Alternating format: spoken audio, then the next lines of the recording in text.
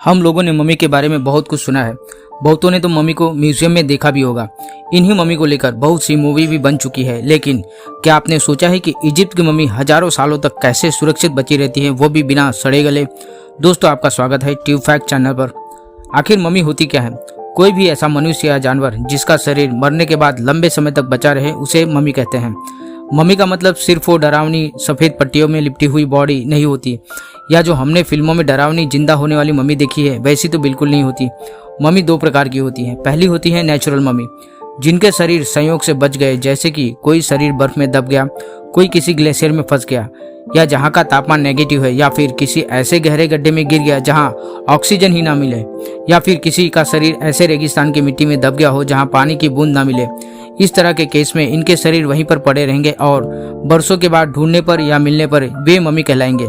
ये होते हैं नेचुरल कुदरती मम्मी। दूसरी होती है आर्टिफिशियल मम्मी, जिनको जुगाड़ लगाकर बचाया जाता है। मौत के बाद शरीर को संरक्षित करने की प्रथा कई सभ्यताओं में पाई गई है। इसे मम्मीफिकेशन कहते हैं, यानी मरे हुए शरीर को मम्मी बना लेना।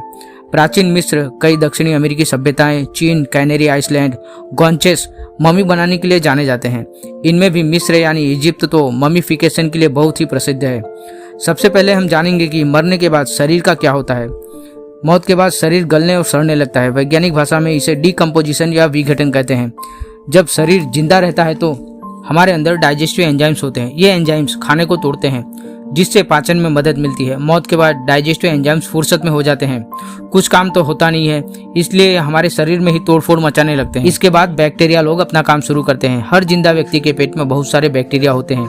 हमारा जो इम्यून सिस्टम होता है वह इन्हें नियंत्रण में रखता है, लेकिन मौत के बाद इन पर लगाम कसने वाला कोई नहीं होता। ये खूब लूटमार मचाते हैं, खूब फैलते हैं।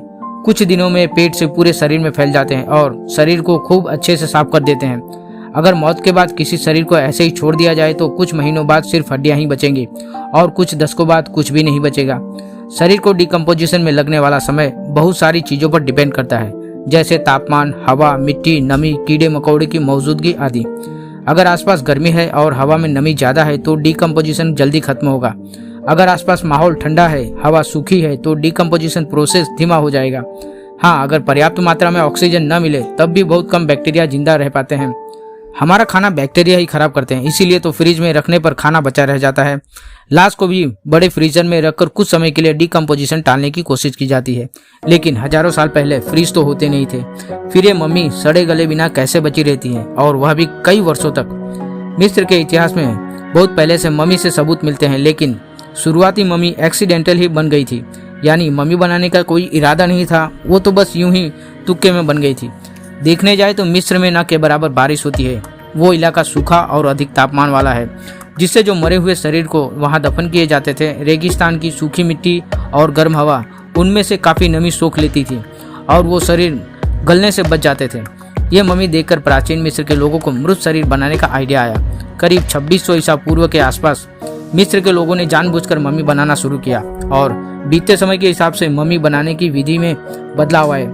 कई सालों के बाद वो बहुत बढ़िया मम्मी बनाने लगे। मरे शरीर को मम्मी बनाने का काम मिस्र के खास पुजारी करते थे। ये पुजारी थोड़ा बहुत सर्जरी और मानव शरीर का ज्ञान भी रखते थे। इसे बनाने में 70 दिन का वक्त लगता था। सबसे पहले डेड बॉडी को बढ़िया से धो लिया जाता था, फिर पुजारी उसके आंतरिक अंग निकालना शुरू करते थे। मौत के बाद पहले दिमाग मरता है, इसीलिए शुरुआत भी वहीं से होती है। एक हुक टाइप का उपकरण नाक में डाला जाता था और धीरे धीरे दिमाग निकाल लिया जाता था।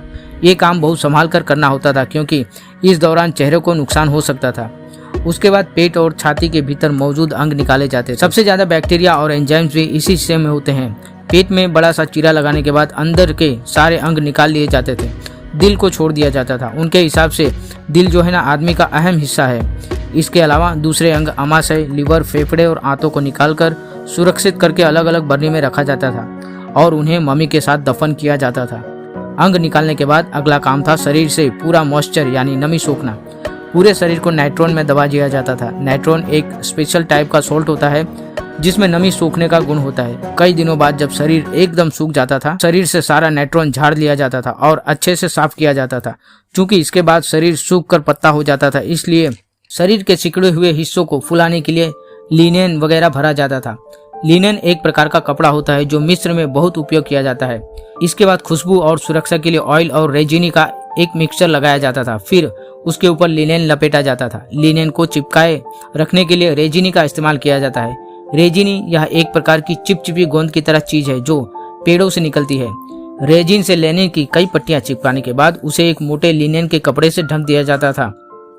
फिर इस कपड़े के ऊपर दोबारा पट्टियां लगाई जाती थी और मम्मी को एक ताबूत के अंदर सुरक्षित रख दिया जाता था।